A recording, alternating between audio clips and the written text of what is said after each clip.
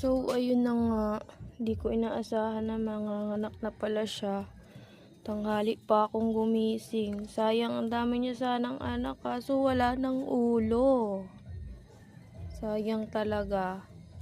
Di ko kasi alam na mga anak na pala siya. So, di ko alam kung siya yung kumain kasi magkakasama pa sila. Di ko talaga alam na mga anak na kasi ang bilis. Nung 8 lang siya nanganak. Wala akong alam. Dahil nga bago pa tayong nag-aalaga ng hamster. Wala talaga akong alam na ilang days ba siya.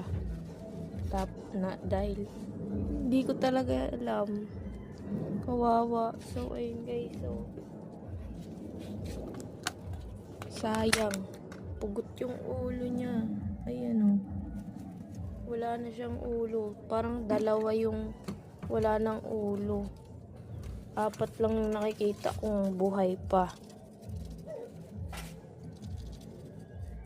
Kaloka, naawa talaga ako sa baby, sayang.